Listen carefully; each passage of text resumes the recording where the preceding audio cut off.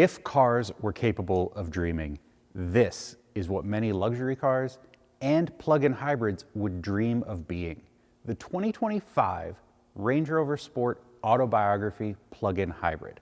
Let's check out some of the reasons this is such an excellent luxury vehicle, and, because nobody's perfect, some of the things that could be improved upon.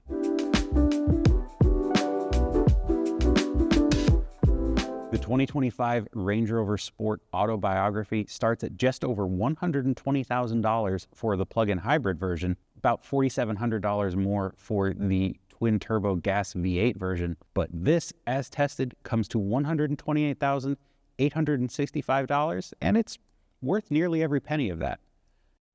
The luxury experience inside the Range Rover Sport Autobiography starts with these incredibly high-quality materials. Everything feels great, everything looks great. The front seats are incredibly comfortable, highly adjustable. You have heat, ventilation, and massage functions. A lot of these amenities carry over to the back seat as well, which has a power reclining feature. You have heated outboard seats, your own climate controls, tons of room as well. And on top of that, the luxury experience is about peace and serenity. And this is one of the quietest interiors I have been in. Part of that has to do with the optional laminated glass on the side windows that this vehicle is equipped with. It's only a $450 option, and it is worth it. That quietness and smoothness carries over to the powertrain as well. This is a plug-in hybrid, which gives you the advantage of all-electric driving, the quietest form of driving, but you do have just really incredible power figures too. You have 543 horsepower, 590 pounds-feet of torque, a 0 to 60 time in what Land Rover says is 4.7 seconds. None of that matters for the luxury experience. This is about how smooth and quiet and refined the powertrain is. You can't tell when it switches from electric to gas power unless you're looking at the tachometer and see the revs creep up. It is that smooth of a transition, which is not something we can say about every plug-in hybrid we've driven. On top of that, the all-electric mode is, as I said, very, very quiet, very smooth, enough to hustle this vehicle around on all-electric power alone. For an EPA estimated 53 miles, I've gotten in and seen more estimated range. It does go down pretty quickly if you drive at highway speeds, but that is available to you. But again, all electric driving is so smooth, so quiet, so powerful that it can hustle this 3-ton SUV from a stop all the way up to highway speeds and keep you going. And that's just another part of the equation, because this also has one of the most comfortable rides I've had in a vehicle in a long, long time. The Autobiography comes standard with an adaptive air suspension that keeps things smooth regardless of road surface. When I picked up this car from one of my colleagues, he compared it to a Maybach, and I think that's pretty fair. It's just so comfortable regardless of road surface, except for one issue, and that's impact harshness, and that's one of the things we can improve upon, and it's actually very easy to do. So let's get into some of the weaknesses that the Range Rover Sport Autobiography has. So how do we fix impact harshness on this particular Range Rover Sport Autobiography? Simply, don't get 23-inch wheels. The Autobiography comes standard with 22-inch wheels. There are also 3 different sets of 23-inch wheels you can choose from, including these, which have a very cool bunch of carbon fiber inserts. You don't need them. This isn't a sports car. This isn't a performance car, despite the high horsepower and torque figures. I want comfort and cushioning. So get the 21-inch wheels that are also optional.